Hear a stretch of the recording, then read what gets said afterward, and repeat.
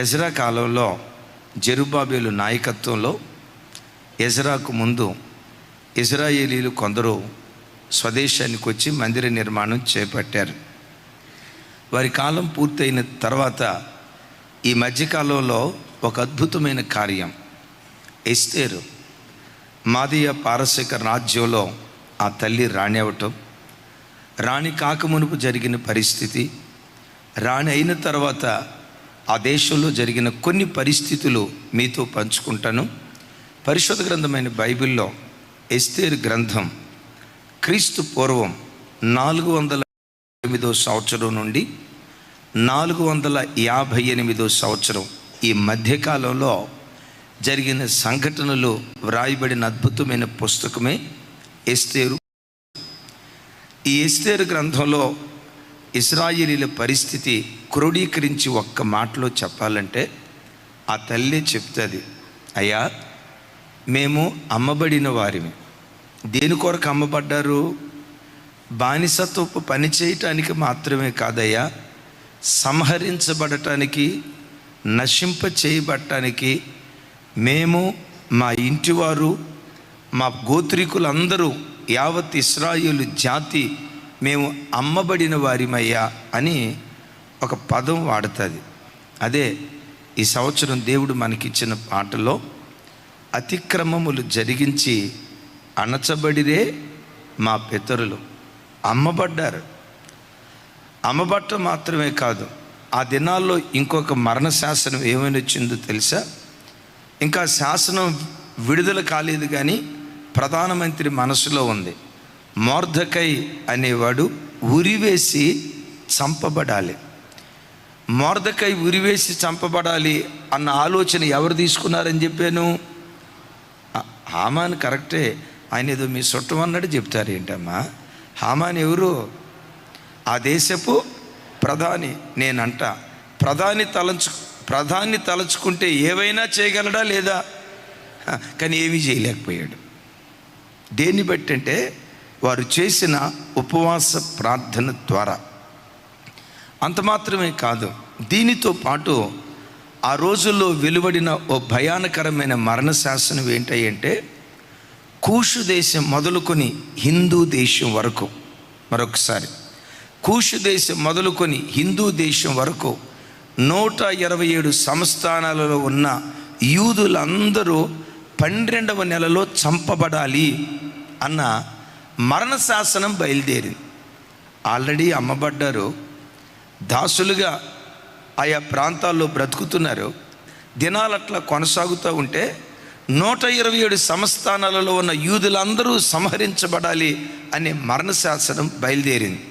దీన్ని నేనేమంటానంటే, పెనం మీద నుంచి పొయ్యిలో పడ్డట్లుగా ఒకవైపు దాసులు అని అనుకునే లోపు భయానకరమైనటువంటి ఉప్పెన, యూదులందరూ చంపబడాలి, మరణ శాసనం బయలుదేరింది. అయితే ఆ తర్వాత కాలంలో వారు చేసిన ఉపవాస ప్రార్థన ద్వారా ఆ ఉరిని ఊరేగింపుగా దేవుడు మార్చాడు. అణచబడిన ఆ ప్రజలను అధిపతులుగా దేవుడు చేశాడు. దైవజనమా వినండి, దించే దేవుడు, కాలాలు మారినా మారని దేవుడు, తరాలు మారినా మార్పు లేని దేవుడు. లేఖనం అంటుంది కదా, యేసు క్రీస్తు నిన్న నేడు ఏకరీతి వాడు. పూర్వదినాల్లో పితరుల జీవితాల్లో ఎలా కార్యాలు చేశాడో నిలవబడి బోధిస్తున్న నా జీవితంలో కానీ, కూర్చొని వాక్యం వింటున్న మీ జీవితాల్లో కానీ, దూరదేశాల్లో ఉండి ప్రత్యక్ష ప్రసారాన్ని వీక్షిస్తూ ఈ మాటలు వింటున్న మీ జీవితాల్లో కానీ నేటికి ఈ కార్యాలు చేయటానికి ఆయన సర్వశక్తి కలిగినటువంటి వాడు. ఆ రోజుల్లో కార్యం చేశాడు. ఆ రోజుల్లో అంటే ఫుల్ పవర్తో ఉన్నాడు. ఇన్ని సంవత్సరాలు అయిపోయింది కాబట్టి ఎంతో కొంత పవర్ కాస్త తగ్గిందా? చూసినట్టే చెప్పావు కదయ్యా, ఎంతో కొంత పవర్ తగ్గి ఉంటుంది అని అనటానికి వీల్లేదు. ఈ దేవుడు ఎవరో తెలుసా? నిత్యము ఏకరీతిగా ఉండే దేవుడు. చప్పలు కొడుతూ స్తోత్రాలు చెప్దాం. ఆయన కలుగు చేసిన భూమి ఆకాశములు వస్త్రము వల్లే పాతగిల్లిపోతాయేమో కానీ, ఆయన స్వహస్తాలతో నిర్మించబడిన సర్వ సృష్టి వస్త్రము వల్లే పాతగిల్లిపోతుందేమో కానీ, ఆయన మాత్రం నిరంతరము ఏకరీతిగా ఉండేటువంటి దేవుడు. ఆ రోజుల్లో ఎలా పనిచేశాడో నేటి దినాలలో మన మధ్యలో కూడా, నేటి దినాల్లోనే కాదు రాబో దినాల్లో ఆ కార్యాలు చేయటానికి ఆయన శక్తి కలిగిన వాడు. ఇంకో మాటలో చెప్పాలంటే ఆ దినాల్లో పనిచేసిన దానికంటే ఈ దినాల్లో సంవత్సరములు జరుగుచుండగా ఆయన తన కార్యాలు నూతన పరిచే దేవుడు. ఓ నూతన కార్యం ఉపవాస ప్రార్థనల ద్వారా మన జీవితాల్లో దేవుడు జరిగించునుగాక. అయితే ఉరివేసి చంపబడాల్సిన ప్రజలు వాళ్ళు ఊరేగించబడ్డారు. అమ్మబడిన వారు అధిపతులుగా మార్చబడ్డారు. ఇలాంటి కార్యాలు చేయటానికి కారణం ఏంటి? వాళ్ళు ఏం చేశారు? ఇది ఈ ఫస్ట్ సెషన్లో మనం విందాం. ఎస్తేరు గ్రంథం 4వ అధ్యాయం 1వ వచనం. నాతో కలిసి చెప్పండి. జరిగినదంతయు తెలియగానే మొర్దెకై తన బట్టలు చింపుకొని, గోనె పట్టలు వేసుకొని, బూడిద పోసుకొని పట్టణపు మధ్యకు బయలు వెళ్ళి మహాశోకముతో రోదనము చేసి, రైట్ విన్నారా? 1వ వచనం. జరిగినదంతయు తెలియగానే. దైవజనమ, మొర్దెకై దగ్గరికి ఒక రిపోర్ట్ వచ్చింది. ఏంటా రిపోర్ట్? 127 సంస్థానాలలో ఉన్న యూదులందరూ సంహరించబడాలి. ఒక ఇన్ఫర్మేషన్ వచ్చింది. మొర్దెకై ఏం చేశాడో తెలుసా? ఆ రిపోర్ట్ తీసుకొని రాణి దగ్గరికి పరిగెత్తలా. ఎందుకు? ఆ దేశాన్ని పరిపాలన చేసే రాణి తాను పెంచి పెద్ద చేసిన తన కుమార్తె, మరో రకంగా చెప్పాలంటే తన సొంత చెల్లెలు. నేనంట రాజాస్థానం నుంచి మరణశాసనం వచ్చింది కదా, రాజాస్థానంలో తన కుమార్తె రాణి కదా. మొర్దెకై వెంటనే తన కుమార్తె దగ్గరకు పరిగెత్తాడు. అవునా కదా? నోరు తెరవాలి. పరిగెత్తాడా? పరిగెత్తల. ఏం చేశాడు? తన కుమార్తెను ఏ దేవుడు రాణిగా చేశాడో ఆ రారాజు దగ్గరికి వెళ్ళాడు. బిడ్డలారా, తన దగ్గరికి రిపోర్ట్ వచ్చింది. ఆ రిపోర్ట్ని దేవుని సన్నిధిలో రిక్వెస్ట్గా మార్చాడు. నంబర్ 1, రిపోర్ట్ని రిక్వెస్ట్గా మార్చాడు. తన దగ్గరకు వచ్చిన ఇన్ఫర్మేషన్ని ఇంటర్సెషన్గా మార్చాడు. నీ జీవితంలో కూడా సడన్గా నీ హృదయం బ్రద్దలయ్యే కొన్ని దుర్వార్తలు నీ చెవులతో వినాల్సి వస్తుంది. లోకంలో బ్రతుకుతున్నాం. ఇదిగో పలానా చోట మీ అమ్మాయి ఇట్లాట, పలానా చోట మీ అబ్బాయి ఇట్లాట, అయ్యయ్యో పలానా చోట మీ అని ఒక వినకూడని దుర్వార్త మన చెవులతో కొన్ని సందర్భాల్లో వినాల్సి వస్తుంది.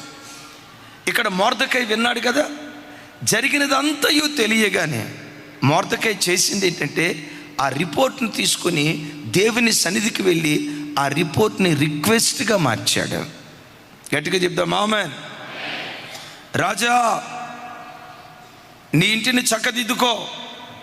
జస్ట్ ఫ్రాక్షన్ ఆఫ్ డేస్, కొన్ని రోజుల్లో నువ్వు మరణం కాబోతున్నావు అన్న మరణ వార్త డైరెక్ట్గా ఆ ప్రవక్త వచ్చి రాజుకు తెలియజేశాడు. ఏ రాజుకి?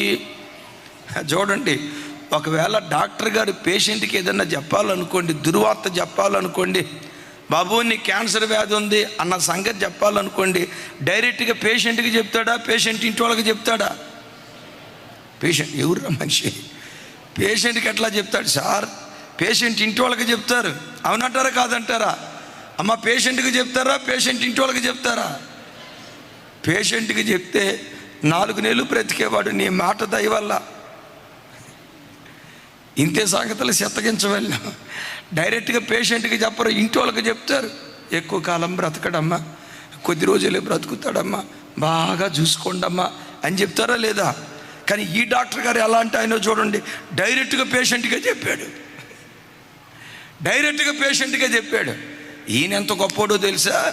నువ్వు చనిపోతావు అన్న వార్త చెప్తే ఆయనకి తెలిసిన డాక్టర్ల గారికి ఫోన్ చేసి, డాక్టర్ గారు రాజును మాట్లాడతామన్నా, మెడిసిన్ తీసుకురండి అని అల్లా. ఆ వార్త, ఆ రిపోర్ట్ తన చెవులకు వినబడితే వెనువెంటనే దేవుని సన్నిధిలో మోకరించి ఆ రిపోర్ట్ని రిక్వెస్ట్గా దేవుని సన్నిధిలో తెలియజేస్తున్నాడు. ఆ ఇన్ఫర్మేషన్ని ఇంటర్సెషన్గా దేవుడికి తెలియజేస్తున్నాడు. విలువైన మాట చెప్తాను. ఎవరిని కూర్చైనా దేన్ని కూర్చైనా ఒక రిపోర్ట్ నీ దగ్గరకు వస్తే ఆ రిపోర్ట్ మన ఆధ్యాత్మిక జీవితంలో అది రిక్వెస్ట్గా మారునుగాక, రోమర్గా మారకూడదు. చప్పటి కొడుతూ స్తోత్రాలు చెప్దాం. ఏం మారకూడదు? మన మందిరానికి వచ్చే ఓ తల్లి చాలా భక్తి కలిగి ఓ ప్రాంతంలో నర్సుగా, ఒక హాస్పిటల్లో గవర్నమెంట్ నర్సుగా ఉద్యోగం చేస్తాడు. ఆ రోజుల్లో లాక్డౌన్ దినాల్లో లైవ్ చూస్తూ ఆ బిడ్డ చాలాసార్లు అనుకుందట, ఒకవేళ నాకు ట్రాన్స్ఫర్ వస్తే హైదరాబాద్ ట్రాన్స్ఫర్ అయ్యి వెళ్ళాలి, మన ఇమాన్యుయల్ మినిస్ట్రీస్కి దగ్గరగా నేను ఉద్యోగం తెచ్చుకోవాలి, మందిరానికి దగ్గరగా నేను ఉండాలని ఆ తల్లి చాలా కలలుగా అంటూ ఉండేదట. మొత్తానికి దేవుని కృప, తాను ఉద్యోగం చేస్తున్న ఆ జిల్లా నుండి ఆ ట్రాన్స్ఫర్ వస్తే హైదరాబాద్ ఆ బిడ్డ ట్రాన్స్ఫర్ చేయించుకుంది. తాను తన పిల్లలు చక్కగా మందిరానికి వస్తారు. ఆ తల్లి చిన్న వయసులోనే భర్తను కోల్పోయింది. పిల్లలను బహు చక్కగా పెంచుకుంటుంది. పిల్లలు కూడా తల్లి హృదయాన్ని చక్కగా అర్థం చేసుకునే పిల్లలు. కొంతమంది పిల్లలు ఉన్నారు, తల్లి తండ్రి ఇద్దరున్నా బుద్ధి మాటలు చెప్పినా ఇట్లా కాదే, బుద్ధి లేదైనా ఇలా ఒరే బాబు ఇట్లా కాదురా అని బుద్ధి మాటలు చెప్పినా కొంతమంది దారి తప్పి బ్రతికేటువంటి వాళ్ళు ఉంటారు. తల్లి తండ్రి ఇద్దరున్నా, ఈ ఇద్దరు బిడ్డలకు తండ్రి లేడు. ఆ తల్లి భక్తి కలిగిన పెంపకంలో తల్లి హృదయాన్ని ఎక్కడ గాయపరచకుండా భక్తిగా బ్రతుకుతున్నారు. వాళ్ళ బాబుకు బెంగళూరులో సాఫ్ట్వేర్ ఉద్యోగం వచ్చింది. ఆ బిడ్డ చేసుకుంటూ ఉన్నాడు. చిన్నబాబు ఆ తల్లి రెగ్యులర్గా మందిరానికి వస్తారు. సడన్గా ఒకరోజు ఆ తల్లికి బెంగళూరు నుంచి ఒక వార్త, మీ అబ్బాయికి ఆరోగ్యం బాగాలేదు, ఐసీయూలో ఉన్నాడు, మేబీ హార్ట్ స్ట్రోక్ అన్నట్లుగా మాకు అనిపిస్తూ ఉంది, చావు బ్రతుకుల మధ్యలో కొట్టుమిట్టాడుతున్నాడు, ఐసీయూలో హాస్పిటల్లో సీరియస్ కండిషన్లో జాయిన్ అయ్యాడు అన్న వార్త బెంగళూరు నుంచి ఎవరో ఒకళ్ళు ఈ తల్లికి ఫోన్ చేశారు. ఆ తల్లి ఏం చెప్తుందో తెలుసా? ఆ వార్త వినటంతో నాకెవ్వరూ గుర్తుకు రాలేదయ్యా, దేవుడు ఒక్కడే నాకు జ్ఞాపకం వచ్చాడు. ఉన్న పాటును మోకరించా, అయ్యా పెదవరాలి పిల్లలయ్యా, తండ్రి లేని పిల్లలయ్యా, వయసు 28, 29 సంవత్సరాలయ్యా, వాడిని విడిచిపెట్టొద్దయ్యా, నేను ఇప్పుడు బెంగళూరు వెళ్ళాలంటే దరిదాపుగా 12 గంటల ప్రయాణమయ్యా, ఈ 12 గంటల లోపు ఏదైనా జరగవచ్చు అంటున్నారు. నేను బెంగళూరు ఈ క్షణంలో నేను వెళ్ళలేను, కానీ నేను వెళ్ళకపోయినా నా ప్రార్థన నా బిడ్డను తాకగలదయ్యా.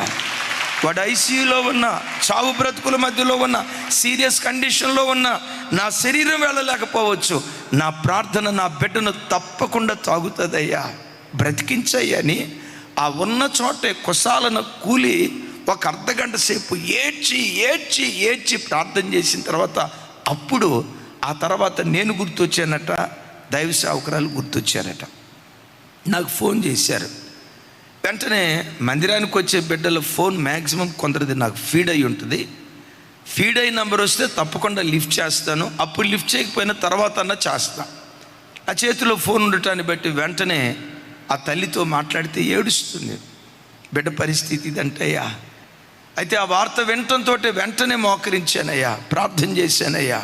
అమ్మా ప్రార్థన చేసావు కదా, నీ ప్రార్థన ద్వారా, మనందరి ప్రార్థన ద్వారా మరణాన్ని జీవంగా దేవుడు మారుస్తాడు. ప్రార్థన ద్వారా ఆయుష్కాలాన్ని పొడిగిస్తాడు. తప్పకుండా దేవుడు కార్యం చేస్తాడమ్మా అని ప్రార్థన చేశాం. అద్భుతం ఏంటో తెలుసా? ఇక చనిపోతాడు అని అనుకున్న బిడ్డ ఆ ఐసీయూలో నుండి ఏ బలహీనత లేకుండా సజీవునిగా బయటకు రావడానికి దేవుడు కృప చూపించాడు. ఎందుకో చెప్పమంటారా? రిపోర్ట్ని ఆ తల్లి రిక్వెస్ట్గా మార్చింది, ఆ ఇన్ఫర్మేషన్ని ఇంటర్సెషన్గా మార్చింది. ఆమెన్, పెద్దగా చెప్దాం ఆమెన్. జీవితంలో నీ చెవులతో ఏ వార్త విన్నా కలవరపడుకో, కంగారు పడుకో. వాళ్ళకి ఫోన్ చేసి, వీళ్ళకి ఫోన్ చేసి, అమ్మకు ఫోన్ చేసి, నాన్నకు ఫోన్ చేసి హృదయాన్ని కలవరం చేసుకోకో. మన కలవరాలన్నీ తొలగించే దేవుని సన్నిధిలో నీ ప్రార్థన విజ్ఞాపనలు ఆయనకు తెలియచేయగలిగితే నీ కన్నీటి కడలి కూడా కనుమరుగయ్యేటట్లుగా దేవుడు కార్యం చేస్తాడు. ఎస్తేరు గ్రంథంలో నుంచి మనం నేర్చుకునే మొదటి పాఠం రిపోర్ట్ని రిక్వెస్ట్గా మార్చింది, ఆ ఇన్ఫర్మేషన్ని ఇంటర్సెషన్గా మార్చింది. రెండో మాట చెప్తాను, ఒక విలువైనటువంటి మాట చూడండి. ఎస్తేరు గ్రంథం 4వ అధ్యాయం 12, 13 వచనాలు. ఓకే, 14వ వచనం నాతో కలిసి. నీవు ఈ సమయమందు ఏమియు మాటలాడక మౌనముగా నున్న యెడల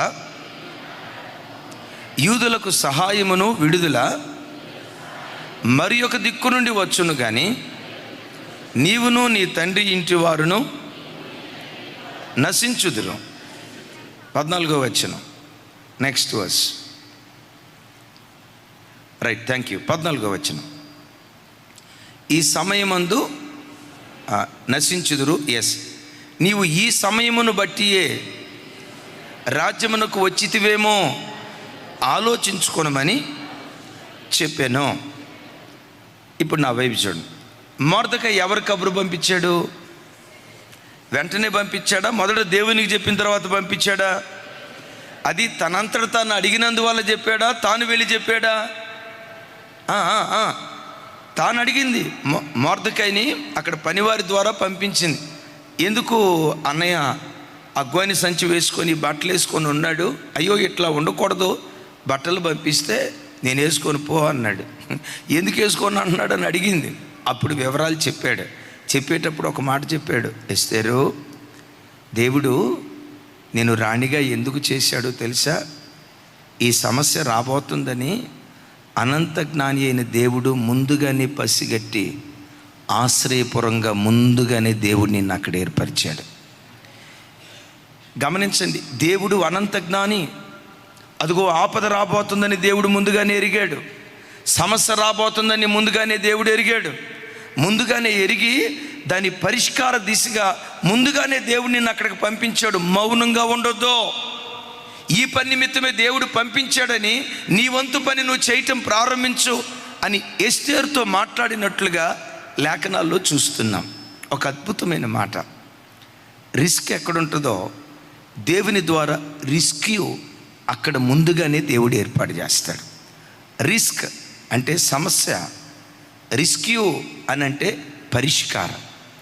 దైవజనమా, నమ్మండి, మీ జీవితంలో ఏ సమస్య చేత మీరు పీడించబడుతున్నా సమస్య రాకముందే పరిష్కారాన్ని కూడా ముందుగానే దేవుడు సిద్ధపరిచాడు అని హృదయంలో నుంచి నమ్మండి. అయ్యో ప్రభా, ఈ సమస్య వచ్చింది ఎలా? ఈ ఆపద వచ్చింది ఎలా? ఈ ఇబ్బంది వచ్చింది, మేము ఎలా బ్రతకాలి? ఈ శోధనలు వచ్చాయి, ఎలా బ్రతకాలి? ఓ తెలియని దిగులు నీ గుండెల్లో గూడు కట్టుకుని ఉంటే దేవుని బిడ్డ విశ్వసించు. కనానులో కరువు రాకమునిపే ఆ కరువు కాలంలో యాకోబు కుటుంబాన్ని పోషించడానికి యోసేపును ఐగుప్తు దేశంలో ఆశ్రయపురంగా ముందుగానే దేవుడు సిద్ధపరిచాడు. కరువు వచ్చిన తర్వాత సిద్ధపరిచాడా? కరువు రాకమునిపే సిద్ధపరిచాడా? ఇక్కడ ఇశ్రాయేలీలు యూదులందరూ చంపబడాలి, ఈ మరణ శాసనం రాకమునిపే రాణిగా చేశాడా? మరణ శాసనం వచ్చిన తర్వాత రాణిగా చేశాడా? నీ జీవితంలో ఏ సమస్యతో నువ్వు కొట్టుమిట్టాడుతున్నా నమ్మో, నీ సమస్యకు ముందే పరిష్కారాన్ని కూడా దేవుడు ముందుగానే సిద్ధపరిచాడు. అయితే సిద్ధపరిచిన ఆ పరిష్కారం వెంటనే నీకు కనపడదు. సమయం వచ్చినప్పుడు దేవుడు దాన్ని బయలుపరుస్తాడు. చప్పలు కొడుతూ దేవునికి స్తోత్రాలు చెప్దాం. గట్టిగా గట్టిగా గట్టిగా. యేసయ్యకి మహిమ కలుగును గాక. రిస్క్ రాకమునిపే దేవుడు ఏమి సిద్ధపరిచాడు? రిస్క్యూ అంటే రక్షణ పొందేటువంటి మార్గాన్ని ముందుగానే సిద్ధపరిచాడు. కొన్నిసార్లు సమస్య వచ్చిన తర్వాత మనం చాలా కంగారు పడతాం. సమస్య వచ్చిన తర్వాత సమస్య వచ్చిందన్న సంగతి మనకు తెలిసిద్ది. దేవుడున్నాడే, నీకు సమస్య రాకమునిపే సమస్య వస్తుందని ఆయన ముందుగానే ఎరిగాడు. ఎందుకో చెప్పంటారా? ఆయన అనంత జ్ఞాని అయిన దేవుడు. ఈ దేవుడు భూత భవిష్యత్ వర్తమాన కాలాలను సమస్తాన్ని ఎరిగినటువంటి దేవుడు. హామాను గాడి ద్వారా ఈ ఆపద రాబోతుందని ముందుగానే దేవుడు గుర్తించి ఎస్తేరును ఆశ్రయపురంగా ఆ స్థలంలో ముందుగానే దేవుడు తీసుకొని వెళ్ళాడు. యేసయ్యకి మహిమ కలుగును గాక. ఏ సమస్యతో మీరున్న గుండెల్లో నుంచి నమ్మండి, ఆ సమస్యకు ముందే పరిష్కారాన్ని కూడా దేవుడు సిద్ధపరిచాడు. అయ్యా, ఈ నీళ్లు చేదయ్యా, ఎట్లా మేము దాగేమయ్యా, మోషే కంగారు పడతా ఉంటే, మోషే ఎందుకు కంగారు పడతావు? ఆ చేదును విరగగొట్టే చెట్టును కూడా నేను ముందుగానే పక్కనే ఉంచా. కొమ్మను విరిచాడు, నీళ్ళల్లో వేశాడు. ఆ చేదు కాస్త మినరల్ వాటర్ అయిపోయినాయి. చేదు కాస్త మాధుర్యంగా మారిపోయింది. అంటే చేదు పక్కనే దేవుడు ఏం దాచుంచాడు? సమస్య ప్రక్కనే దేవుడు ఏం దాచుంచాడు? అవునో కాదో మీకు అర్థం అవ్వాలంటే ఒక మాట చెప్తాను. ఇక్కడ చదువుకున్న వాళ్ళు ఎంతమంది ఉన్నారు? చేతులు పైకి ఎత్తండి. అలాగని చదువుకున్న వాళ్ళు ఎవరు బాధపడతారు నా వైపు చూడొద్దు. చదువుకున్న వాళ్ళు చేతులు ఎత్త. రైట్. పాఠ్య పుస్తకాలు ఉంటాయి కదా, పాఠానికి ముందు ప్రశ్నలు ఉంటాయా? పాఠం అంతా అయిపోయిన తర్వాత చివరిలో ప్రశ్నలు ఉంటాయా? మీరు చదువుకున్న వాళ్ళు అయితే కరెక్ట్గా చెప్పారు కదా. మరలా అడుగుతాను, పాఠానికి ముందు ప్రశ్నలు ఉంటాయా? పాఠం అయిపోయిన తర్వాత ప్రశ్నలు ఉంటాయా? అంటే పాఠం అయిపోయిన తర్వాత ప్రశ్నలు ఉన్నాయంటే ఆ ప్రశ్నలకు సమాధానం అది. రమేష్ ఎట్ట చూస్తున్నాడంటే నిజమే కదా అన్నా, నిజమే. ఏ రిస్క్లో నీవున్నా నమ్ము, ఏ రిస్క్లో నువ్వు ఉన్నా, ఎంత సంక్లిష్ట పరిస్థితిలో నువ్వు నలగొట్టబడుతున్నా విశ్వసించు, నీ రిస్క్కి రెస్క్యూ ముందుగానే దేవుడు సిద్ధపరిచాడు. ఇందుకే దేవుడు నేను పంపించాడు. దేవుని బిడ్డలారా విశ్వసించండి, ఇందుకే దేవుడు నేను పంపించాడు అని చెప్తే ఎస్తేరు రిప్లై చూడండి, ఎస్తేరు మాట్లాడే విధానం చూడండి. ఆ తండ్రితో, ఇదిగో మొర్దెకై పెంచితే పెంచావు కానీ నా మీదేం అథారిటీ చేయొద్దు. ఏంటి నేను నశిస్తానా? నా ఇంటోళ్ళు నశించిపోతారా? అంటే నువ్వేది చెప్తే అది నేను చేయాలా? నేను చెయ్యను పో అని తలతెక్కల మాటలు మాట్లాడాల. సహజంగా మనిషి స్వభావం ఎలా ఉంటుందంటే, ఓడ దాటేదాకా మల్లయ్య గారు అన్నాడట, ఓడ దాటిన తర్వాత పావయ్య బోడి మల్లయ్య అన్నాడట. ఇది ఎవరు మనస్తత్వం? మనుషులు. ఇంతకా మనుషులు ఎవరో? అక్క, మన మనస్తత్వమే. మనందరి మనస్తత్వం కూడా ఒక స్థాయికి వచ్చిన తర్వాత పూర్వపు స్థితి మర్చిపోతాం. అడిగాడట రాజు, అదేదో చెట్టు మీద కాయలు వంకరగా ఉన్నాయి, అదే చింత చెట్టు మీద కాయలు వంకరగా ఉన్నాయి, ఏం చెట్టు అని అడిగాడట. వాస్తవంగా ఈ అమ్మాయి ఆ చింత చెట్టుకి చింత చిగురు కోసుకున్న బ్యాచ్, ఆ చింత చిగురు కోసుకొని మంగళగిరిలో అమ్ముకున్న బ్యాచ్, ఆ బ్యాచ్ ఇది. ఆ చింత చిగురు కోసుకొని అమ్ముకున్న బ్యాచ్. ఆ బ్యాచ్ని పట్టుకొని రాజుగారు తన భార్యను తీసుకొని వెళ్తా, అమ్మాయి అదేదో కాయలు వంకరగా ఉన్నాయి, ఆ చెట్టు పేరేంటి అని అంటే, ఈ అమ్మాయి అందట వంకర టింకరగా ఉన్నాయి, నాకేం తెలుసు అందంట. అప్పుడు వెంటనే రాజు, ఇక దిగిపో, ఈ చింత చిగురు అమ్ముకునే కదా నువ్వు బతికింది, నీ పూర్వపు స్థితి మర్చిపోయావు కదా, దిగిపో అన్నాడట.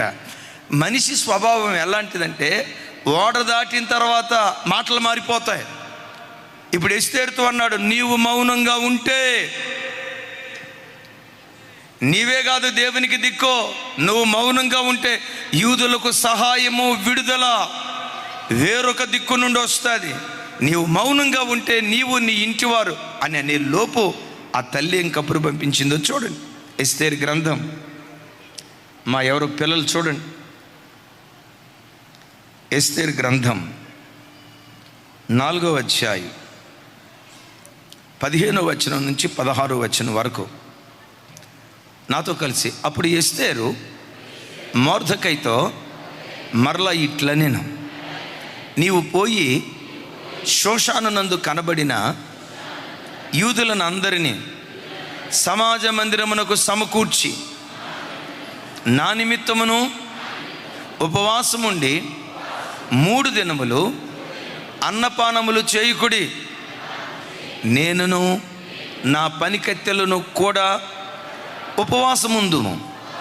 ప్రవేశించుట న్యాయ వ్యతిరేక్తంగా ఉన్నను నేను రాజునొద్ద ప్రవేశించుదును, నేను నశించేదను. ఎస్తేరు పంపించిన సమాధానం చూడండి.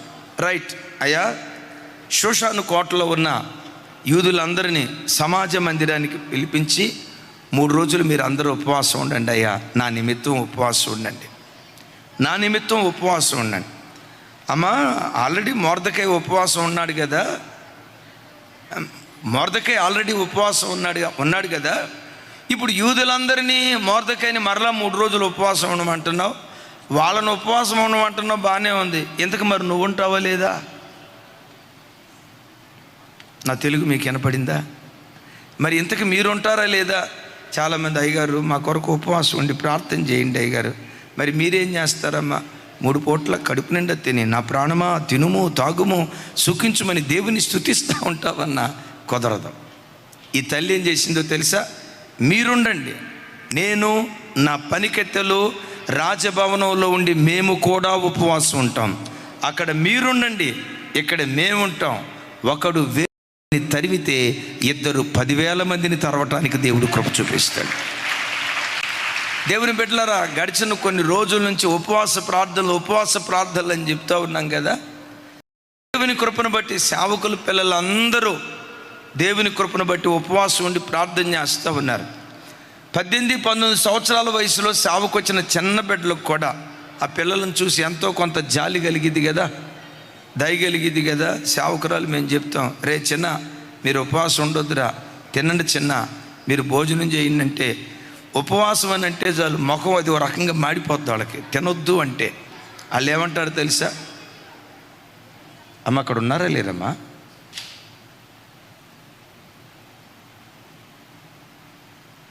వాలంటీర్స్ చూడండి, ఆ పిల్లలు చెప్పే మాట ఏంటో తెలుసా? అన్నయ్య, ఈ వయసులో మీరు ఉపవాసం ఉంటే మేమెందుకు ఉండకూడదు అన్నయ్య, మేము కూడా ఉంటాం. ఎలాంటి అవకాశం మనకు రాదు కదా. సంవత్సరానికి ఒక్కసారి వచ్చే అవకాశం మేము కూడా ఉపవాసం ఉంటామని మాతో పాటు పిల్లలందరూ ఉపవాసం ఉంటున్నారు. మరి మేమందరం ఉపవాసం ఉన్నప్పుడు మీరేం చేద్దాం చెప్పండి? ప్రయత్నం చేయండి. నేను నా పనికత్తెలతో కూడా ఇక్కడ ఉపవాసం ఉండి ప్రార్థన చేస్తాను. అయితే ఉపవాసం ఉన్న తర్వాత రాజు దగ్గరికి వెళ్తా. రాజు పర్మిషన్ లేకుండా, రాజు రమ్మనకుండా డైరెక్ట్గా రాజు దగ్గరికి వెళ్ళటం, భర్తే రాజు దగ్గరికి వెళ్ళటం న్యాయ వ్యతిరేకం. ఒకవేళ సడన్గా అలా వెళ్తే రాజు మరణ శాసనాన్ని జారీ చేయొచ్చు, చంపేయండి దీన్ని అనొచ్చు. అయినా వెళ్తా. నేను నశించెదను. ఈ మాట చెప్పండి, నేను నశించెదను. నేను నా భర్త రాజు దగ్గరికి వెళ్ళి రాజుతో మాట్లాడతానని ఈ తల్లి తను సంసిద్ధం చేసుకుంది. ఇక్కడ నేను పెట్టే చక్కటి పేరేంటో తెలుసా? Pain gain. ఇంకోసారి చెప్పండి, పెయిన్ గెయిన్. 3 రోజులు ఉపవాసం ఉంది. తన ప్రజల కోసం చావటానికి కూడా సిద్ధపడి, ఎస్ నా ప్రజల నిమిత్తం విజ్ఞాపన చేయటానికి వెళ్తాను. న్యాయ వ్యతిరేకమైన ఒకవేళ రాజు తొందరపడి నన్ను చంపితే చంపాడు, నేను నశించేదనని ఆ పెయిన్, ఆ రిస్క్ తీసుకోవటానికి ఆ తల్లి సిద్ధపడింది. నేను అంటాను, ఆ ఉపవాస ప్రార్థనే వాళ్ళ బ్రతుకులను, ఉరితో కూడుకున్న బ్రతుకులను ఊరేగింపుగా దేవుడు మార్చాడు. అణచబడిన బ్రతుకులను అధిపతులుగా దేవుడు మార్చాడు. ఆ కన్నీటి కడలి కొట్టుకొని పోవటానికి కారణం ఏంటంటే ఎస్తేరు తీసుకున్న రిస్క్. ఆమేన్. మరలా చెప్తున్నాను, జీవితంలో ఎప్పుడైతే ఎంత ఎక్కువ రిస్క్ తీసుకుంటావో, more pain more gain. Again more pain more gain. 80 సంవత్సరాలు దాటిపోయినాయి సార్. మానవ భాషలో చెప్పాలంటే కురువృద్ధుడు సార్. సినాయి పర్వత శిఖరం మీద 40 రోజులు కఠోర ఉపవాసం ఉన్నాడు. ఎన్ని రోజులు? 40 రోజులు కఠోర ఉపవాసం ఉన్నాడు.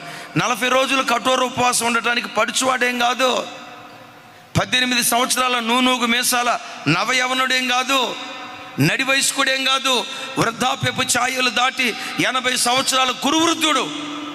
2 పర్యాయాలు 40 రోజులు ఉపవాసం ఉన్నాడు. ఒకవేళ మోషే ఉపవాస ప్రార్థనే కనుక మనం చేయాలని ప్రారంభిస్తే, నేను అనుకుంటా ఈ కాల పరిస్థితులను బట్టి కానీ ఇంకొకటి కానీ ఆ ఉపవాస ప్రార్థన కోట ముగింపు లోపు ఆదరణ కోటం పెట్టాల్సి వచ్చిద్దేమో. ఒక పూట ఉపవాసం ఉండటానికి కొంతమంది చెప్పే మాట, అన్నయ్య సిస్టర్ ఏమంటా ఉపవాసం ఉంటుందో అన్నయ్య, ఉపవాసం ఉన్న దినానే భోజనానికి అయ్యే ఖర్చు కంటే ఈ ఖర్చు ఎక్కువైపోతుంది అన్నయ్య. ఒక్క పూట ఉపవాసం ఉన్నందుకు 1/2 డజన్ అరటిపళ్ళు, 1/2 లీటర్ పాలు, మళ్ళీ దీనికి తోడు ఫ్రూట్ జ్యూస్ అంట. ఆ ఫ్రూట్ జ్యూస్లో కాజు, పిస్తా కూడా తల్లి, ఇంకేం వేశారు, అవన్నీ కలిపి అన్నయ్య మామూలు భోజనానికి అయితే 10-15 రూపాయలు అవుతుంది అన్నయ్య, ఉపవాసం ఉన్న రోజు 150 రూపాయలు అయిపోద్ది అన్నయ్య. ఒక్క పూట ఉపవాసం ఉండటానికి పడే ఆపసోపాలు అంటే ఇంత కాదు. ఏమనుకోద్దు, అంత పెద్ద మాట అంటున్నందుకు. ఆరోగ్యం బాగుండి ఒక్క పూట కూడా ఉపవాసం ఉండటానికి, ఒక్క పూట కూడా ఉపవాసం ఉండలేకపోతున్నావంటే నీ మీద యేషోవా ఆత్మ ఉందేమో, జాగ్రత్త.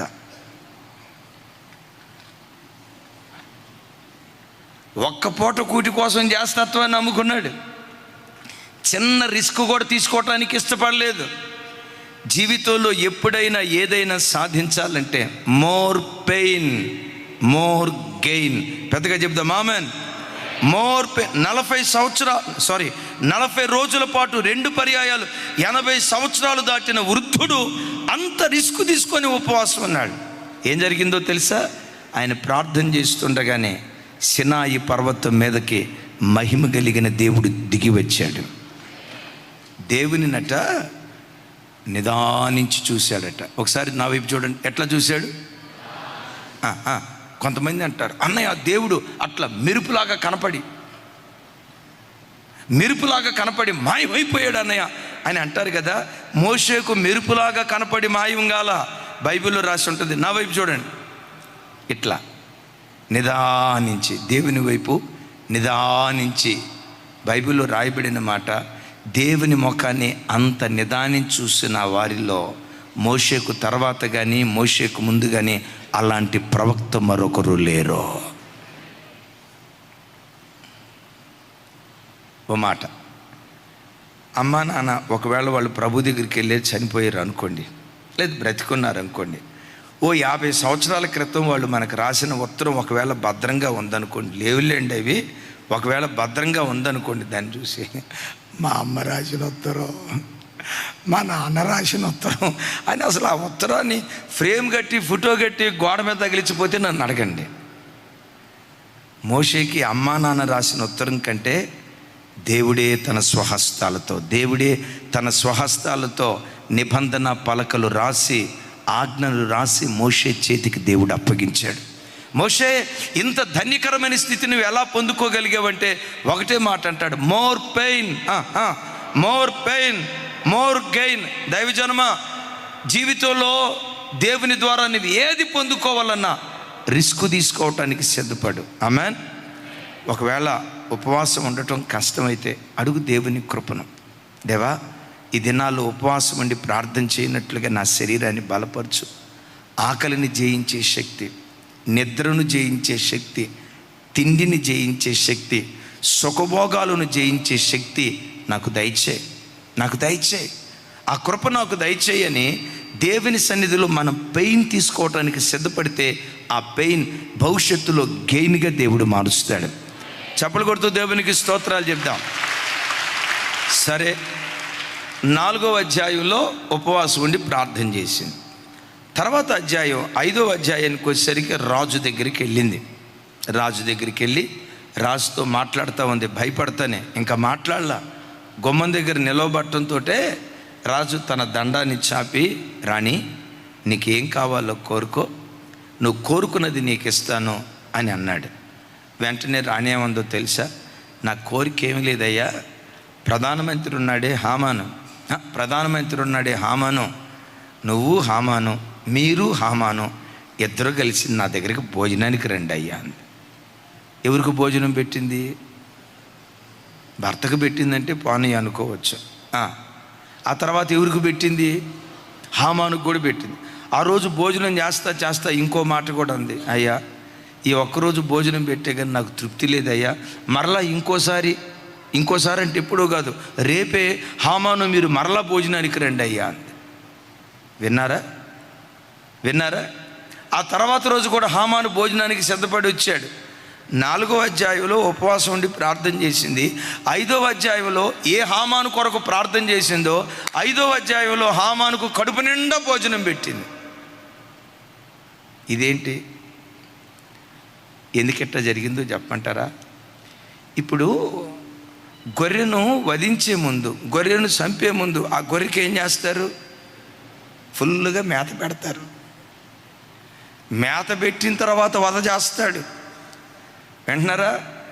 ఫీడ్ ఫీట్ ఫీడ్ ఫీట్ ఒకసారి చెప్పండి. ఫీడ్ ఫీడ్ అంటే కొన్నిసార్లు మనం ఎంత ప్రార్థన చేస్తామో మన ప్రార్థనకు తగినట్లుగా శత్రువుకే దేవుడు భోజనం పెడతాడు. శత్రువు ఎదుట మనకు భోజనం సిద్ధపరచడం వేరు. కొన్నిసార్లు ఏం చేస్తాడో తెలుసా? మనం ఎంత పట్టుదలతో ప్రార్థన చేస్తామో ఆ పట్టుదల ప్రార్థనకు తగినట్లుగా శత్రువుకే కడుపు నిండా భోజనం పెడతాడు. ఆమెన్. మనం అంటాం, ప్రభువా నేను ప్రార్థన చేస్తే నువ్వు ప్రభుత్వాలు మారుస్తావు అనుకున్నాను, మరలా 2వసారి అయిపోయారే మళ్ళా 3వసారి అయిపోయారే. దేవుడు భోజనం పెడతాడు వాళ్ళకు కూడా, శత్రువుకు కూడా భోజనం పెడతాడు. అయితే వాళ్ళకి పెట్టే భోజనం వేరు. వాళ్ళకి పెట్టే భోజనం ఏంటో తెలుసా? పొటేలును వధించే ముందు బాగా మేత మేపుతారు. మీకు అర్థం కావాలంటే చిన్నతనంలో క్రిస్మస్ కోడి అని ఒక కోడి ఉండేది. ఎవరికన్నా తెలుసా? ఈ కాలంలోనంటే ఎప్పుడు పడితే అప్పుడు నాన్ వెజ్ తెచ్చుకొని తినేవాళ్ళు, కానీ ఆ రోజుల్లోనైతే నాన్ వెజ్ ఎప్పుడు ఉండేది? పండగలప్పుడే. ఆ పండగలప్పుడు కూడా అందరికీ కడుపు నిండా ఉండేది కాదు. ఓ 1/2 కిలో చికెన్కి లేకపోతే కిలో కోడి మాంసానికి బకెట్ నీళ్ళు పోయాలా. దానికి నేను పెట్టే పేరు ఏంటంటే బాప్తిస్మం చికెన్. బకెట్ నీళ్ళు పెట్టి అలా గరిటె తీసి ఒక ముక్క 2 గంటల చారు. మన పరిస్థితి ఏంటో తెలుసా? ఆ వాసన ఒకటి తగిలితే చాలు అయిపోయేది. చల్తా మేము బ్యాచిలర్గా ఉన్నప్పుడు బ్యాచిలర్లు ఎక్కువగా వండుకునే కూర ఏది చెప్పండి? మీరుంటేగా మీకు తెలిసేది. చెప్పండి ఆయన. కోడిగుడ్డు. ఏమి లేదు, ఎంత కోడిగుడ్డు, ఒక కోడిగుడ్డులో ఎంత ఉప్పు వేసేవాళ్ళం. ఎంత ఉప్పు వేయటాన్ని బట్టి వచ్చిన ఉపయోగం ఏంటి చెప్పండి? పలసగా కలుపుకొని తినవచ్చు. ఒక్క కోడిగుడ్డులో కడుపు నిండా ప్లేట్ అన్నం తినేవాళ్ళం. సో పాత రోజుల్లో పరిస్థితి ఎట్లా ఉండేదంటే, రైట్ పలానా కోడిని క్రిస్మస్ రోజు కొయ్యాలనుకున్నప్పటి నుంచి అబ్బబ్బబ్బబ్బబ్బా అక్టోబర్ 7 నుంచి ఆ కోడిని మేపే విధానం ఉంటుందంటే పందిపు కోడులను మేపినట్లుగా మేపుతారు. ఎందుకురా బాబు? చూడండి, గింజలు తీసుకొని బొబ్బొబ్బొబ్బొబ్బొబ్బొబ్బొబ్బొబ్బొబ్బొ అంటారు. అది అక్కడి నుంచి వచ్చి పరిగెత్తుకుంటూ వస్తుంది, గింజలు తింటూ ఉంటుంది. పాపం ఆ పిచ్చిదానికి తెలియదు, ఈ మోర్దకాయ గాడికి తెలియదు, ఈ హామాన్ గాడికి తెలియదు. ప్రపంచ దేశాల్లో కొంతమంది హామాన్లు ఉన్నారు. మొదటిసారి వెళ్తూ ఉంటారు, దేవుడు వాళ్ళకు కూడా భోజనం పెడతాడు. వాళ్ళకు భోజనం పెట్టేది మాత్రం వధ కొరకే దేవుడు భోజనం పెడతాడు. మారాడా? దేవునికి స్తోత్రం. మారలేదా? నెబుకద్నెజరు గాడికి పట్టిన గతి వాళ్ళకి పడుతుంది. హామాను గాడికి పట్టిన గతి వాళ్ళకి పట్టేటట్లుగా దేవుడు కార్యం చేస్తాడు. మరలా చెప్తున్నాను, మనం దేని కొరకు ప్రార్థన చేసామో కొన్ని సందర్భాల్లో ఆ సమస్య బలం పొందుకున్నట్లుగా ఉంటుంది. ఎప్పుడైనా సమస్య ఎప్పుడైనా తీవ్రం అవుతుందంటే దాని అర్థం ఏంటో తెలుసా? పరిష్కారం వెంటనే దేవుడు నీ కొరకు దాచిపెట్టాడు. ఇక తీవ్రం అయిపోయిందయ్యా నా సమస్య, నేను తట్టుకోలేకపోతున్నాను, అయ్యో ఈ సమస్య నేను భరించలేనయ్యా, నా వల్ల కాదు అంటావే, తట్టుకోలేనంత సమస్య వచ్చిందంటే వెంటనే త్వరలో పరిష్కారం కూడా రాబోతూ ఉంది. Praise the lord. ఎస్తేరు భోజనానికి పిలిస్తే మొదటి రోజు భోజనం చేసి తిరిగి వెళ్ళేటప్పుడు రాణి నన్ను భోజనానికి పిలిచింది. అబ్బా నా రేంజ్ ఇది. రాజు ప్రక్కనే కూర్చొని నేను భోజనం చేశా, నా స్థాయి ఇది అని చెప్పి అక్కడ బైబిల్లో ఒక మాట రాసి ఉంటుంది చూడండి.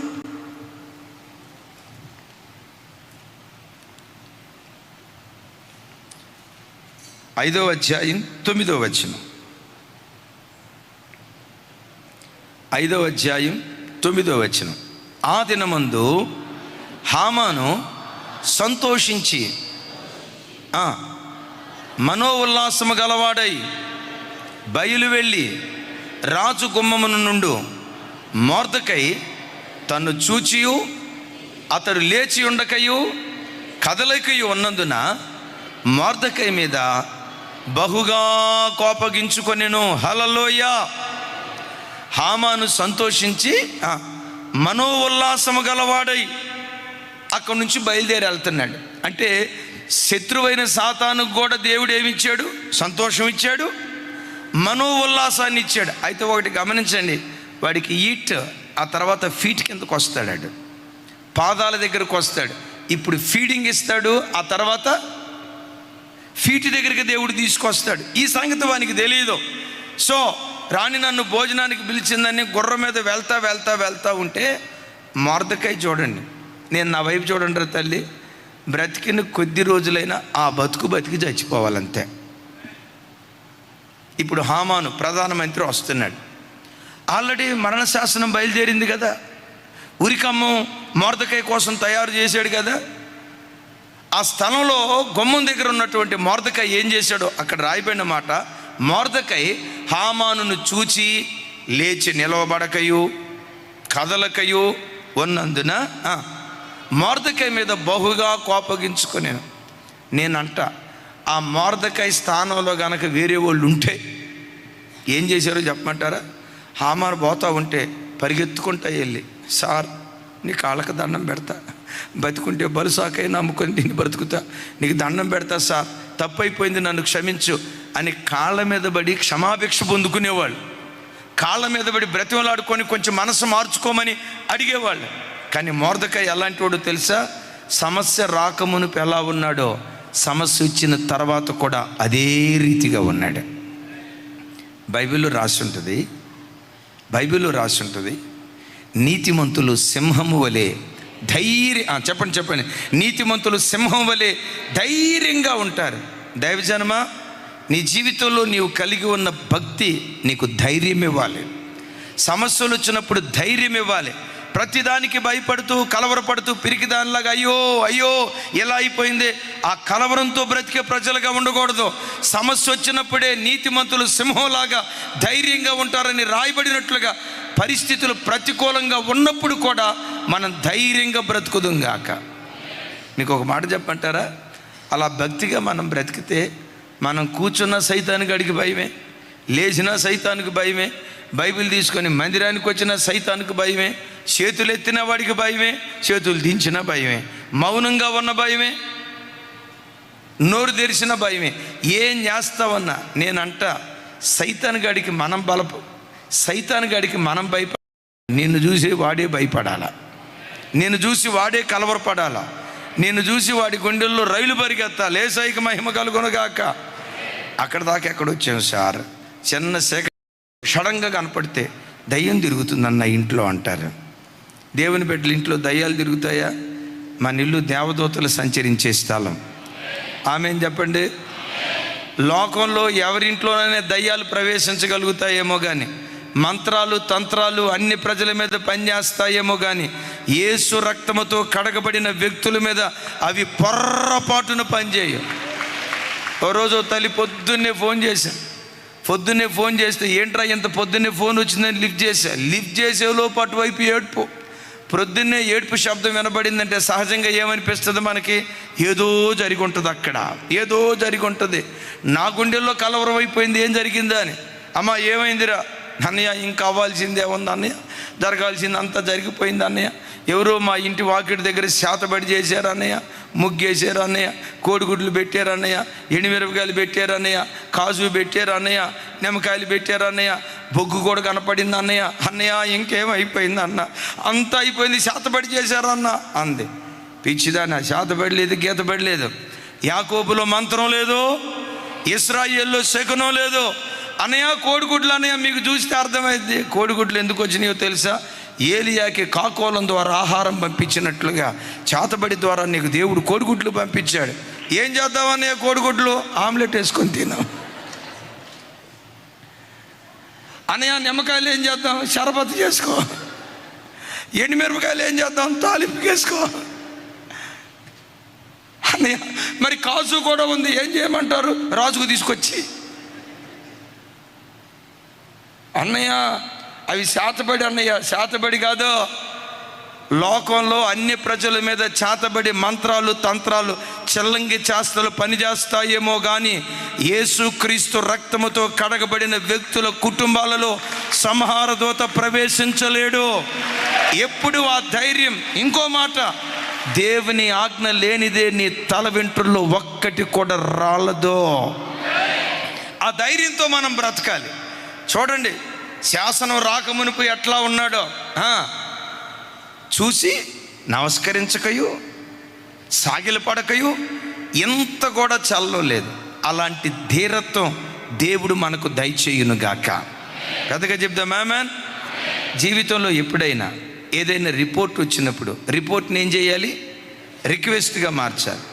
ఎంత రిస్క్ తీసుకుంటావో, ఎంత పెయిన్ తీసుకుంటావో అంత గెయిన్. ఎప్పుడైనా రిస్క్ వచ్చిందంటే రిస్క్కు ముందే రిస్క్యూ దేవుడు సిద్ధపరిచాడు. శత్రువుకి ఈరోజు భోజనం ఈట్ భోజనం పెడుతున్నాడంటే వాడిని రేపు దేవుడు నీ ఫీట్ దగ్గరికి, నీ పాదాల దగ్గరికి దేవుడు తీసుకొస్తాడు. యేసయ్యకి మహిమ కలుగునుగాక. ఇది 5వ అధ్యాయంలో జరిగింది. ఎస్తేరు షూషాను కోటలో ప్రార్థన చేసింది, మొర్దెకై ప్రార్థన చేశాడు.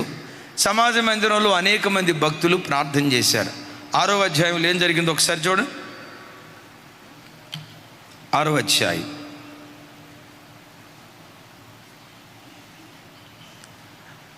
ఆ రాత్రి నిద్ర పట్టకపోయినందున రాజ్యపు సమాచార గ్రంథము తెమ్మని రాజు ఆజ్ఞ, అది రాజు ఎదుట చదివి వినిపింపబడిన ద్వారపాలకులైన బిగ్తాను తెరెషు అను రాజు యొక్క 2 నపుంసకులు రాజు అహష్వేరోషును చంప యత్నించిన సంగతి మొర్దెకై తెలిపినట్లు అందులో వ్రాయబడి ఉండెను.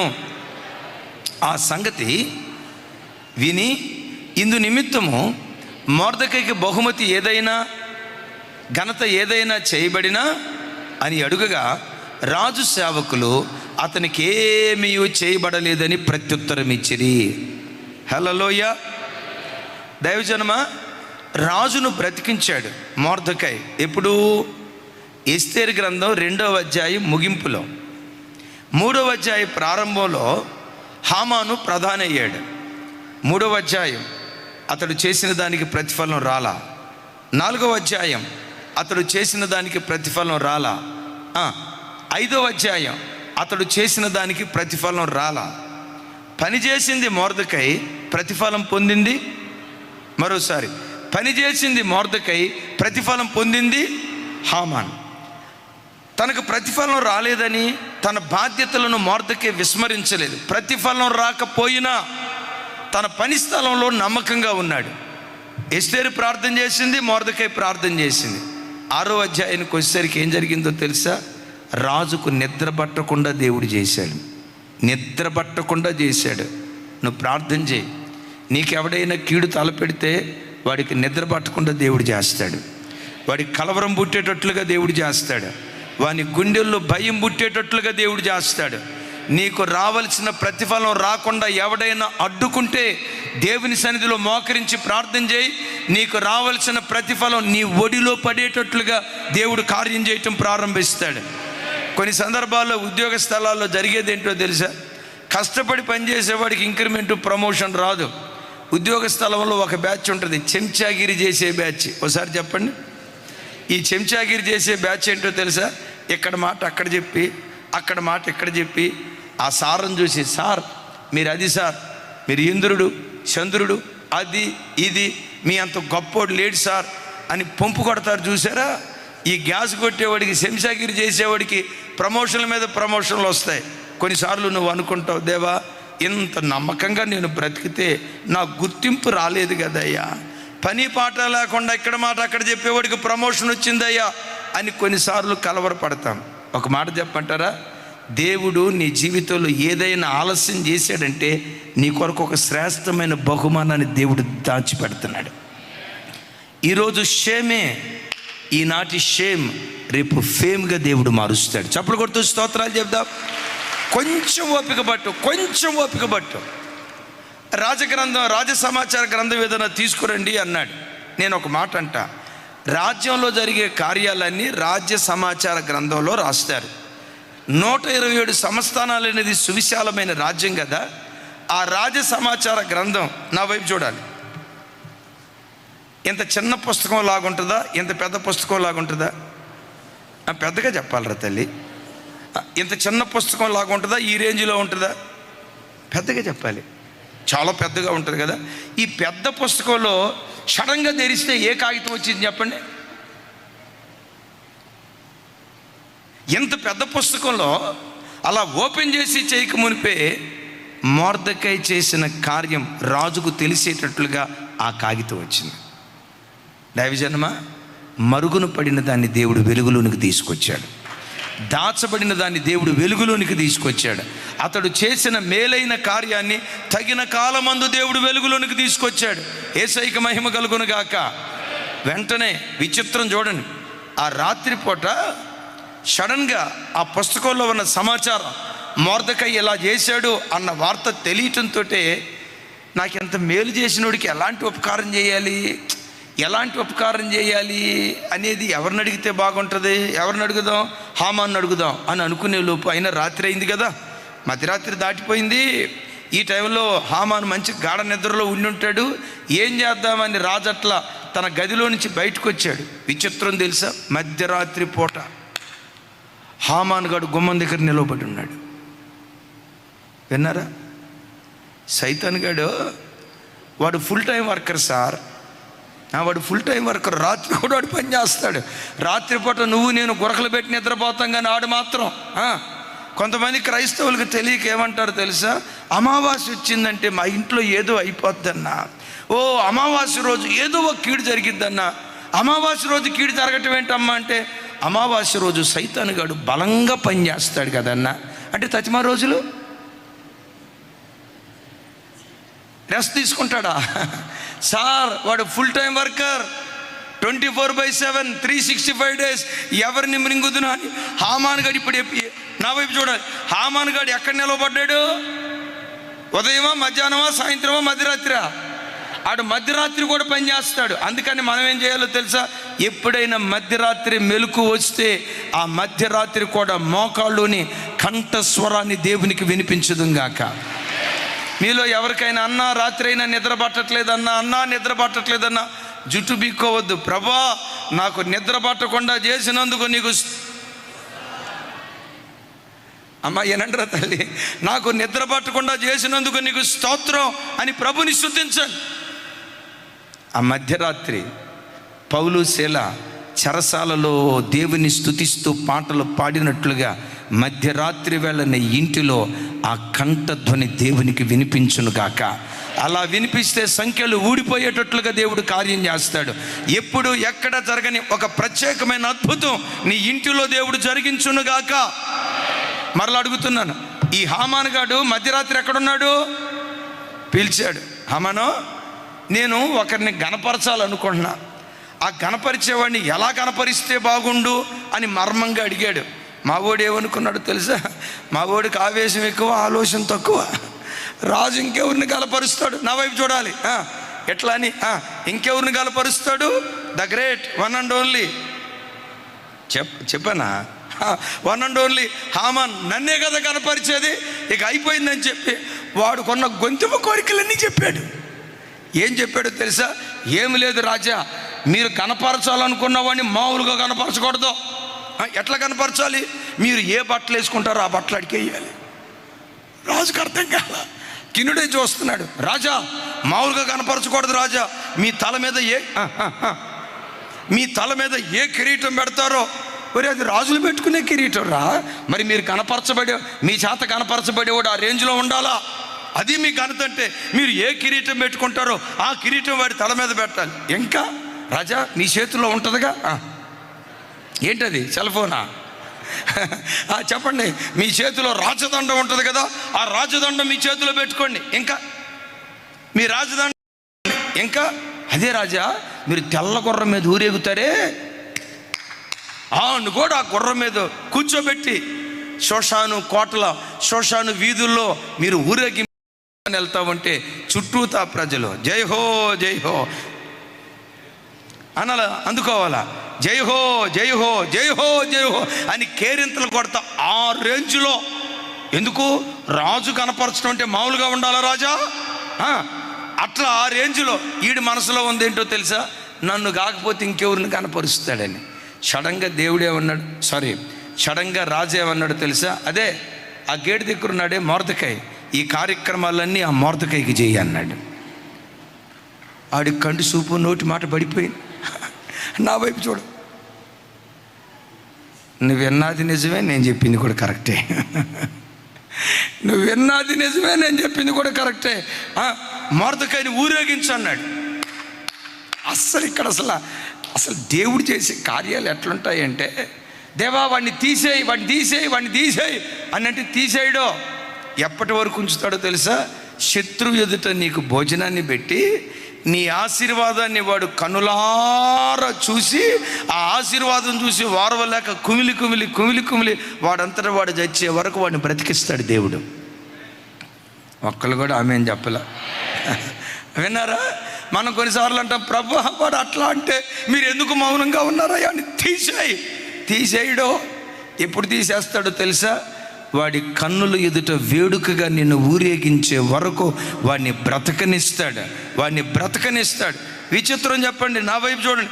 ఇప్పుడు మొర్దెకైని ఊరేగింపు తీసుకెళ్ళటానికి గుర్రాన్ని నడిపించింది ఎవరు? ఆ గుర్రపు తాడు పట్టుకొని ముందు తీసుకెళ్ళింది ఎవరు? చెప్పాలి. మొర్దెకైకి ముందు నడిచింది ఎవరు?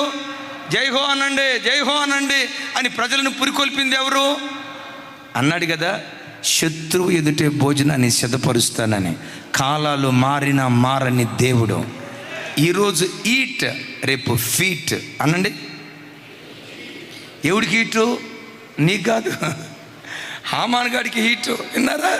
ఈట్, ఈరోజు ఈట్, రేపు నీ ఫీట్ పాదముల దగ్గరికి తీసుకొస్తాడు. ఎప్పుడైనా దేవుడు ఆలస్యం చేశాడు అంటే ఒక అద్భుతమైన దాన్ని దేవుడు నీకు ఇవ్వబోతున్నాడు. చప్పలు కొడుతూ స్తోత్రాలు చెప్దాం. ఈనాటి షేమ్ రేపు ఫేమ్గా మారుస్తాడు దేవుడు. అట్టి కార్యం ఈ ఉపవాస ప్రార్థనల ద్వారా మనందరి జీవితాల్లో జరిగించును గాక. ఆఖరి ఘట్టం, ఊరేగింపైంది. అణచబడిన వారు అధిపతులుగా మార్చబడ్డారు. దీనికి కలిగిన ఒక కారణం, ఆఖరి కారణం చెప్తాను చూడండి. ఎస్తేరు గ్రంథం 8వ అధ్యాయం 3వ వచనం నుంచి 5వ వచనం వరకు. రాజు ఎదుట మనవి చేసుకుని అతని పాదముల మీద పడి, అగాగీయుడైన హామాను చేసిన కీడును, అతడు యూదులకు విరోధంగా తలచిన యోచనలు వ్యర్థపరచుడని కన్నీళ్లతో అతన్ని వేడుకొనగా. ఇప్పుడు చూడండి, రాజు ఎస్తేరుకు భర్త, తన భర్త దగ్గరకు వచ్చింది. భర్త కాళ్ళ మీద పడింది. అయ్యా రాజా, హామాను మరణశాసనం యూదులకు ఇచ్చాడు, దాన్ని రద్దు చేయవా? దాన్ని వ్యర్థపరచవా? నా ప్రజల మెడల మీద మా ప్రజల మెడల మీద ఉన్న మరణశాసనాన్ని రద్దు చేయవా? ఊరేగింపుగా మార్చవని భర్త కాళ్ళ మీద, రాజు కాళ్ళ మీద పడి బ్రతిమలాడతావని. నేనంట, ఏ భార్య అయినా భర్త కాళ్ళ మీద పడి బ్రతిమలాడితే భర్త మనసు కరగకుండా ఉంటుందా? ఒకసారి చెప్పండి. మీరు ఎందుకు చెప్పరంటే, మేమెందుకు కాళ్ళ మీద పడతాం సార్? మీరు చెప్పరు. నా డెఫినెట్గా ఎందుకు కాళ్ళ మీద పడి బ్రతిమలాడాల్సిన అవసరం ఏముంది? భర్త మనలో సగం. ఆమెన్. సో భర్త దగ్గరికి వెళ్ళి, ప్లీజ్ అయ్యా, సార్ ప్లీజ్, తమ్ముడు నోవా, శృతి కాళ్ళ మీద పడిద్దా? నువ్వు పడతావా? ఎవరికో నోవా కాళ్ళ మీద శృతి ఎందుకు పడిద్ది? స్వతంత్రం. ఏమండి, నాకు అది కావాలి, కొంచెం చేసి పెట్టండి. స్వతంత్రం. దైవజనమా, నీవు ఆరాధించే నీ యేసు క్రీస్తు నీ నిజమైన పెండ్లి భర్త. ఎస్తేరు చేసింది మనం చేస్తే, కాళ్ళ మీద పడింది, కన్నీళ్లతో తన భర్త పాదాలు తడిపింది. 21 దినాల ఉపవాస ప్రార్థనలో మన భర్త, మన ఆరాధ్య దైవం యేసయ్య పాదాల మీద పడదాం. శాసనాలను దేవుడు మారుస్తాడు. శాసనాలు రాజు మార్చలా. ఏం జరిగిందో తెలుసా? ఆ పత్రిక ఇచ్చి ఏం రాసుకుంటావో రాసుకో అన్నాడు. తెల్ల పేపర్ ఇచ్చి ఏం రాసుకుంటావో రాసుకో, శాసనం రాసేది నేను కాదు, నువ్వే శాసనకర్తగా మారిపోతావు, నువ్వు శాసనాలు చట్టాలు పుట్టించేవాడిగా మారిపోతావని జస్ట్ ఉంగరం ఇచ్చి ఏం రాసుకుంటావో రాసుకో అన్నాడు. రేపు భారతదేశంలో కూడా ఇదే జరగబోతుంది. క్రైస్తవులు అయ్యా శాసనాలు మార్చండి మార్చండి అని ఈరోజు బ్రతిమలాడుకుంటున్నారు కదా. ఇదే క్రైస్తవులు ఈ గడ్డ మీద శాసనాలను తయారు చేసే శాసనకర్తలుగా దేవుడు మారుస్తాడు. ఎప్పుడు ఇంట్లో కూర్చొని ఆమెనని ఫుల్గా దీన్ని గొరకలు పెట్టి నిద్రపోతే కాదు, ఉపవాస ప్రార్థనకు రావాలా. ఎవరి కాళ్ళ మీద పడదాం? రారాజు కాళ్ళ మీద పడదాం. ఆమెన్. ఆయన పాదాల మీద పడి ఆయన మనసు గెలుచుకుందాం. కన్నీళ్లతో ఆయన పాదాలు తడుపుదాం. యేసయ్యకు మహిమ కలుగునుగాక. అలా కన్నీళ్లతో పాదాలు తడపటాన్ని బట్టి ఏం జరిగిందో ఊరేగింపుగా దేవుడు మార్చాడు. అణచబడిన వారిని అధిపతులుగా దేవుడు చేశాడు. జస్ట్ రెఫరెన్స్ ఇచ్చి నేను ముగిస్తాను. చూడండి ఒకసారి 8వ అధ్యాయం 15వ వచనం నుంచి 17వ వచనం వరకు ఒకసారి చూడండి అందరూ. ఉరిని ఊరేగింపుగా దేవుడు మార్చాడు. ఉరివేసి చంపబడవలసిన వాడు మొర్దెకై. ఎవడు తవ్విన గోతిలో వాడే పడతాడన్నట్లుగా హామాన్ గాడు గోతిలో పడ్డాడు. మొర్దెకైకి దేవుడిచ్చిన ఆధిక్యత చూడండి. 15వ వచనం నాతో కలిసి అందరు పెద్దగా చెప్పండి. అప్పుడు మొర్దెకై ఓదావర్ణపు తెలుపు వర్ణము గల రాజవస్త్రమును బంగారపు పెద్ద కిరీటమును, చిన్న కిరీటమా పెద్ద కిరీటమా, అలాంటి పెద్ద కిరీటం దేవుడు నీకు అనుగ్రహించును గాక. అరే ఆమె అని చెప్పుకుంటాముడా. ఆ కిరీటం దేని గుర్తు? అధికారాన్ని గుర్తు. అలాంటి పెద్ద అధికారిగా నా దేవుడు నిన్ను నీ పిల్లలను తన మహిమ కొరకు నిలవబెట్టును గాక. ఇస్తారక్క చిన్న కిరీటమా పెద్ద కిరీటమా? వాడికి తప్పకుండా పెద్ద కిరీటం ఇస్తాడు. పెద్ద కిరీటం నీకు ఇచ్చింది చిన్న కిరీటమేమో. నా చేతులు ఎత్తి దీవిస్తున్నా, మీ గర్భాన పుట్టిన మీ పిల్లలకు పెద్ద కిరీటాన్ని, మోషానా పెద్ద కిరీటాన్ని దేవుడు సిద్ధపరిచాడు. రమేశా పాడేవు కదా, పెద్ద కిరీటాన్ని మన పిల్లలకి. మీ తలల మీద చిన్న కిరీటం అయితే మన పిల్లల తలల మీద పెద్ద కిరీటాన్ని దేవుడు ఉంచునుగాక. అరే పెద్ద కిరీటాన్ని అతని తల మీద ఉంచి అవిసనారతో చేయబడిన ధూమ్ర వర్ణము గల వస్త్రములను ధరించుకుని వాడై రాజు సముఖము నుండి బయలుదేరాను. ఎలా బయలుదేరాడు? ఎట్లా బయలుదేరాడు? రాజు సముఖంలో నుంచి ఓదోరంగు వస్త్రాలు, పెద్ద కిరీటం, రాజస్వం ఉట్టిపడేటట్లుగా. ఒకప్పుడు అదే రాజవీధుల్లో గోనె పట్ట కట్టుకొని గేట్ కీపర్గా ఉండేవాడు. ఏదో అంటారు కదా, తన్నితే గారెల్లి బొట్టులో పడ్డాడు అన్నట్లుగా ఒకేసారి ఈ గేట్ వాచ్మెన్ కాస్త దేశాన్ని పరిపాలన చేసే ప్రధానిగా మార్చబడ్డాడు. ఈ ఆధిక్యత తన ఒక్కడికైనా చూడండి. రాజసముఖము నుంచి బయలుదేరాను. నెక్స్ట్ అందు నిమిత్తము షోషాను పట్టణము ఆనందించి సంతోషముందెను. ఒక మాట చెప్తాను, ఏ దేశంలో దైవ సేవకులు క్రైస్తవులు నెమ్మదిగా బ్రతుకుతారో ఆ దేశం ఆ ప్రాంతం సంతోషంగా బ్రతకటానికి దేవుడు కృప చూపిస్తాడు. ఏ దేశంలో క్రైస్తవులు ఏడుస్తారో అది ఆ దేశానికి శాపం, అది ఆ దేశానికి నష్టం, ఆ గ్రామాలకు శాపం కలిగిపోతుంది. చూడండి, యూదుల ప్రాంతంలో సంతోషంగా బ్రతుకుతూ ఉంటే షోషాను కోట అంతా నెమ్మదిగా దేవుని చేత ఆశీర్వదించబడింది. యేసయ్యకు మహిమ కలుగును గాక. ఆ తర్వాత ఏం జరిగింది? 16వ వచనం నాతో కలిసి చెప్పండి. మరియు యూదులకు క్షేమమును ఆనందమును సంతుష్టియు ఘనతయు కలిగెను. ఏమేం కలిగినాయి? ఒక పని చేస్తే 4 ఆధిక్యతలు ఇచ్చాడు. క్షేమము, ఆనందము, సంతుష్టి, ఘనత కలిగాను. వీళ్ళు ఏం చేశారు? ఉపవాసం ఉండి ప్రార్థన చేశారు. ఒక పని చేస్తే వాళ్ళకి దేవుడు ఎన్ని ఇచ్చాడు? అప్పుడప్పుడు ఆషాఢ మాసం అప్పుడు బట్టల దుకాణం వాళ్ళు ఆఫర్ ఇస్తారు కదా, ఒక చొక్కాయి కొంటే 4 చొక్కాయలు ఫ్రీ. ఉపవాసం ఒక్కటి ఉండండి.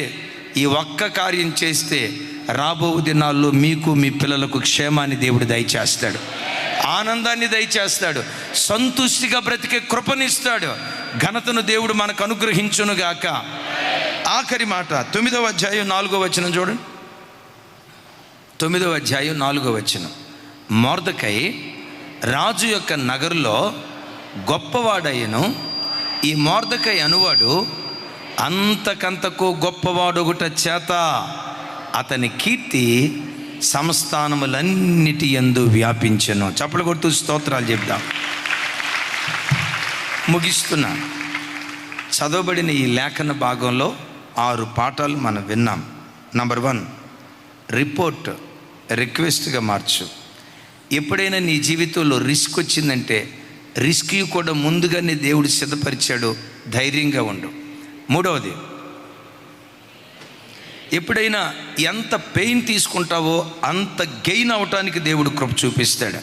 కొన్ని సందర్భాల్లో సాతాను గడికి ఈరోజు ఈట్ రేపు ఫీట్ నీ పాదాల దగ్గరికి తీసుకొస్తాడు. ఈనాటి షేమ్ రేపు ఫేమ్గా దేవుడు మారుస్తాడు. లాస్ట్ 1 ఇప్పుడు విన్నాం కదా, గ్యాంగ్గా మార్చాడు. చప్పలు కొడదాం గట్టిగా. ఏమన్నాను చివరి మాట చెప్పండి. హ్యాంగ్ అంటే భలే చెప్పారు అక్క. ఊరేసి చంపబడాల్సిన వాడు ఇక్కడ ఊరేగాడు. ఇవన్నీ ఉపవాస ప్రార్థన ద్వారానే సాధ్యం. కాలాలు మారినా మారని దేవుడు ఎస్తేరు కాలంలో ఏ కార్యం చేశాడో మన దినాల్లో ఇంతకంటే మహిమ కలిగిన కార్యాలు దేవుడు జరిగించును గాక.